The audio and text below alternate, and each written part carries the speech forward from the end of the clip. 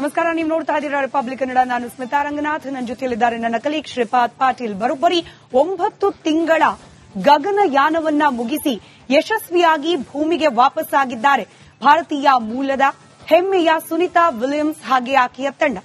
Space ಎಕ್ಸ್ನ ರೋಚಕ ಕಾರ್ಯಾಚರಣೆ ಹೇಗೆ ನಡೀತು, ಯಾವ ರೀತಿಯಲ್ಲಿ ಸುನಿತಾ ವಿಲಿಯಮ್ಸ್ ಸೇರಿದಂತೆ ಇತರೆ ಗಗನಯಾನಿಗಳನ್ನ ಹೊತ್ತ ನೌಕೆ ಭೂಮಿಯ ಸ್ಪರ್ಶವನ್ನ ಮಾಡಿತು, ಈ ಬಗ್ಗೆ ಒಂದು ವರದಿ ನಿಮ್ಮ ಮುಂದೆ.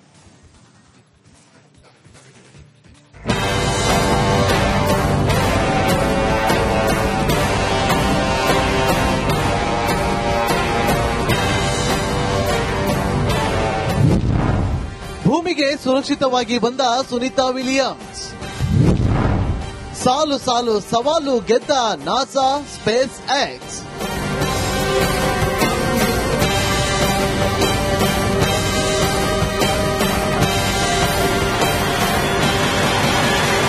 ಸುನಿತಾ ವಿಲಿಯಮ್ಸ್ ಅವರ 9 ತಿಂಗಳ ಅಂತಾರಾಷ್ಟ್ರೀಯ ಬಾಹ್ಯಾಕಾಶ ನಿಲ್ದಾಣದ ವನವಾಸ ಕೊನೆಗೂ ಅಂತ್ಯವಾಗಿದೆ. ವಿಶ್ವದ ಕೋಟ್ಯಾಂತರ ಜನರ ಪ್ರಾರ್ಥನೆ ಫಲಿಸಿದೆ. ಕೊನೆಗೂ ಸುನಿತಾ ವಿಲಿಯಮ್ಸ್ ಹಾಗೂ ಬಿಲ್ ವಿಲ್ಮೋರ್ ಸುರಕ್ಷಿತವಾಗಿ ಫ್ಲೋರಿಡಾದ ಕರಾವಳಿಗೆ ಬಂದು ತಲುಪಿದ್ದಾರೆ. ನಾಸಾ ಸ್ಪೇಸ್ ಎಕ್ಸ್ ತನ್ನ ಸಾಲು ಸಾಲು ಸವಾಲುಗಳನ್ನ ಅಂದುಕೊಂಡಂತೆ ಎದುರಿಸಿ ಗೆದ್ದಿದೆ.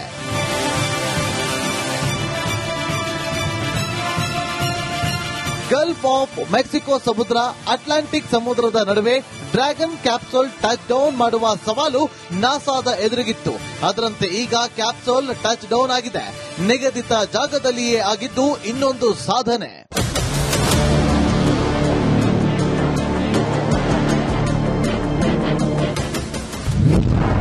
ಬೆಳಗ್ಗೆ 2:40ಕ್ಕೆ ಭೂಕಕ್ಷೆಗೆ ಬಂದ ಸುನಿತಾ, ಬೋಚ್ ಅಂಡ್ ಟೀಮ್. ಬೆಳಗ್ಗೆ 3:27ಕ್ಕೆ ಫ್ಲೋರಿಡಾದ ಗಲ್ಫ್ನಲ್ಲಿ ಸುನಿತಾ ಸಮುದ್ರ ಸ್ಪರ್ಶ.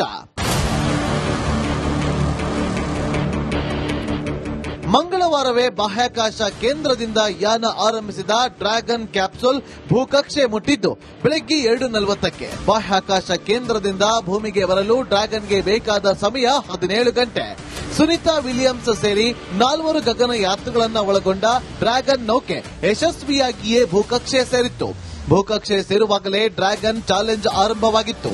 ಭೂಮಿಯ ವಾತಾವರಣದ ಬಿಸಿ ಮತ್ತು ಡ್ರ್ಯಾಗನ್ ವೇಗದ ಕಾರಣದಿಂದ ಕ್ಯಾಪ್ಸೂಲ್ ಅಲ್ಲೇ ಸುಟ್ಟು ಭಸ್ಮವಾಗುವ ಸಾಧ್ಯತೆ ಇತ್ತು. ಆದರೆ ಈ ಅಪಾಯದಿಂದ ಕ್ಯಾಪ್ಸೂಲ್ ಪಾರಾಗಿತ್ತು.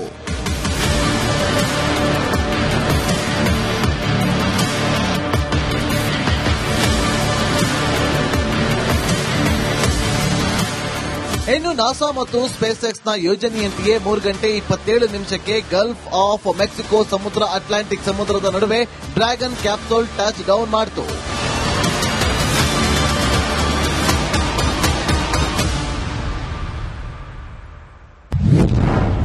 ಸುನಿತಾ, ಬೋಚ್, ವಿಲ್ಮೋರ್ ಲ್ಯಾಂಡಿಂಗ್ ಹೇಗಿತ್ತು?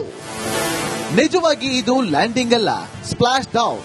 17 ಗಂಟೆಗಳ ಪ್ರಯಾಣದಲ್ಲಿ ನಿಜಕ್ಕೂ ಸವಾಲು. ಕೊನೆಯ 15 ನಿಮಿಷ ಸಾವು ಬದುಕಿನ ಹೋರಾಟವಿತ್ತು. ಕೊನೆಯ 15 ನಿಮಿಷದಲ್ಲಿ ಕ್ಯಾಪ್ಸೂಲ್ ಸ್ಮ್ಯಾಶ್ ಡೌನ್ ಆಯಿತು. ಕೊನೆಯ 56 ನಿಮಿಷದಲ್ಲಿ ಡ್ರ್ಯಾಗನ್ ಕ್ಯಾಪ್ಸೂಲ್ ಭೂಮಿಯ ವಾತಾವರಣಕ್ಕೆ ಎಂಟ್ರಿ. 28,000 ಕಿಲೋಮೀಟರ್ ವೇಗದಲ್ಲಿರುವ ಕ್ಯಾಪ್ಸೂಲ್ ವೇಗವನ್ನ ತಗ್ಗಿಸಿದ್ರು. ಕ್ಯಾಪ್ಸೂಲ್ ವೇಗವನ್ನ 6,000 ಕಿಲೋಮೀಟರ್ಗೆ ಇಳಿಸಲಾಯಿತು. ಕ್ಯಾಪ್ಸೂಲ್ ಭೂಮಿಗೆ ಎಂಟ್ರಿ ಆಗುವಾಗ ತಾಪಮಾನಕ್ಕೆ ಭಸ್ಮವಾಗುವ ಅಪಾಯವಿತ್ತು.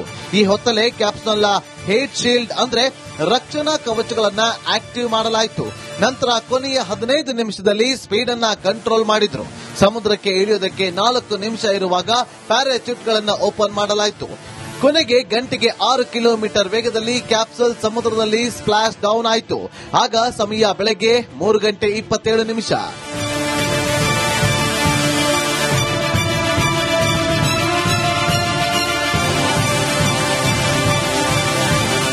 ನಂತರ ಅಲ್ಲೇ ತಯಾರಾಗಿ ನಿಂತಿದ್ದ ನೌಕಾಪಡೆಯ ಬೋಟ್ಗಳು ಸಮುದ್ರಕ್ಕೆ ಬಿದ್ದು ಡ್ರ್ಯಾಗನ್ ಕ್ಯಾಪ್ಸೂಲ್ ಅನ್ನು ಎತ್ತಿ ಮೇಲಕ್ಕೆ ತಂದವು. ನಂತರ ಕ್ಯಾಪ್ಸೂಲ್ನಿಂದ ಮೊದಲು ಹೊರಕ್ಕೆ ಬಂದಿದ್ದು ಗಗನಯಾತ್ರಿ ನಿಕ್ ಹೇಗ್, ನಂತರ ಬಂದಿದ್ದು ಅಲೆಕ್ಸಾಂಡರ್.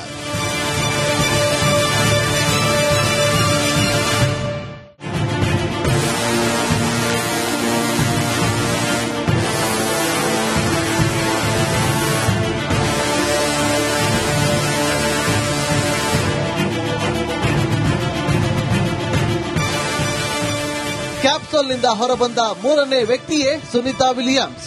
ಕೊನೆಗೆ ಹೊರಬಂದಿದ್ದು ಬೋಚ್ ವಿಲ್ಮೋರ್.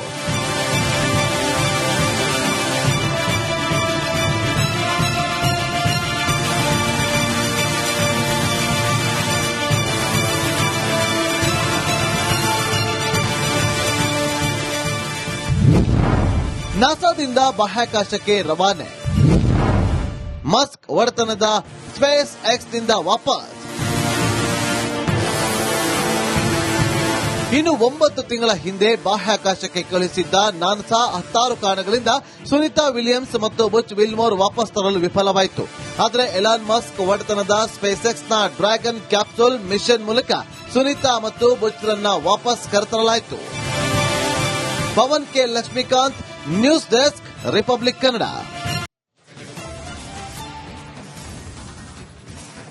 ನಮಸ್ಕಾರ, ನೀವು ನೋಡ್ತಾ ಇದ್ದೀರಾ ರಿಪಬ್ಲಿಕ್ ಕನ್ನಡ. ನಾನು ಸ್ಮಿತಾ ರಂಗನಾಥ್. ನನ್ನ ಜೊತೆಯಲ್ಲಿದ್ದಾರೆ ನನ್ನ ಕಲೀಗ್ ಶ್ರೀಪಾದ್ ಪಾಟೀಲ್. ಬರೋಬ್ಬರಿ 9 ತಿಂಗಳ ಗಗನಯಾನವನ್ನ ಮುಗಿಸಿ ಯಶಸ್ವಿಯಾಗಿ ಭೂಮಿಗೆ ವಾಪಸ್ಸಾಗಿದ್ದಾರೆ ಭಾರತೀಯ ಮೂಲದ ಹೆಮ್ಮೆಯ ಸುನೀತಾ ವಿಲಿಯಮ್ಸ್ ಹಾಗೆ ಆಕೆಯ ತಂಡ. ಸ್ಪೇಸ್ ಎಕ್ಸ್ ನ ರೋಚಕ ಕಾರ್ಯಾಚರಣೆ ಹೇಗೆ ನಡೀತು, ಯಾವ ರೀತಿಯಲ್ಲಿ ಸುನೀತಾ ವಿಲಿಯಮ್ಸ್ ಸೇರಿದಂತೆ ಇತರೆ ಗಗನಯಾನಿಗಳನ್ನ ಹೊತ್ತ ನೌಕೆ ಭೂಮಿಯ ಸ್ಪರ್ಶವನ್ನ ಮಾಡಿತು, ಈ ಬಗ್ಗೆ ಒಂದು ವರದಿ ನಿಮ್ಮ ಮುಂದೆ.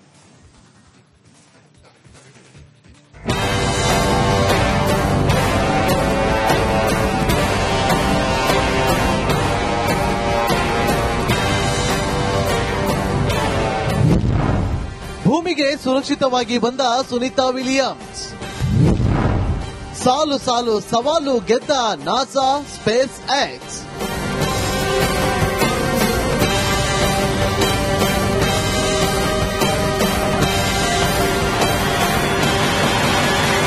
ಸುನೀತಾ ವಿಲಿಯಮ್ಸ್ ಅವರ 9 ತಿಂಗಳ ಅಂತಾರಾಷ್ಟ್ರೀಯ ಬಾಹ್ಯಾಕಾಶ ನಿಲ್ದಾಣದ ವನವಾಸ ಕೊನೆಗೂ ಅಂತ್ಯವಾಗಿದೆ. ವಿಶ್ವದ ಕೋಟ್ಯಾಂತರ ಜನರ ಪ್ರಾರ್ಥನೆ ಫಲಿಸಿದೆ. ಕೊನೆಗೂ ಸುನೀತಾ ವಿಲಿಯಮ್ಸ್ ಹಾಗೂ ಬಿಲ್ ವಿಲ್ಮೋರ್ ಸುರಕ್ಷಿತವಾಗಿ ಫ್ಲೋರಿಡಾದ ಕರಾವಳಿಗೆ ಬಂದು ತಲುಪಿದ್ದಾರೆ. ನಾಸಾ ಸ್ಪೇಸ್ ಎಕ್ಸ್ ತನ್ನ ಸಾಲು ಸಾಲು ಸವಾಲುಗಳನ್ನ ಅಂದುಕೊಂಡಂತೆ ಎದುರಿಸಿ ಗೆದ್ದಿದೆ.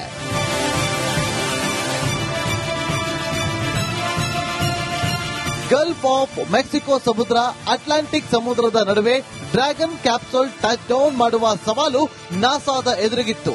ಅದರಂತೆ ಈಗ ಕ್ಯಾಪ್ಸೂಲ್ ಟಚ್ ಡೌನ್ ಆಗಿದೆ. ನಿಗದಿತ ಜಾಗದಲ್ಲಿಯೇ ಆಗಿದ್ದು ಇನ್ನೊಂದು ಸಾಧನೆ.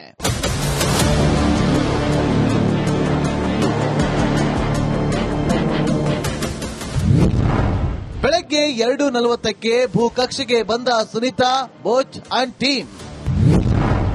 ಬೆಳಗ್ಗೆ 3:27ಕ್ಕೆ ಫ್ಲೋರಿಡಾದ ಗಲ್ಫ್ನಲ್ಲಿ ಸುನೀತಾ ಸಮುದ್ರ ಸ್ಪರ್ಶ. ಮಂಗಳವಾರ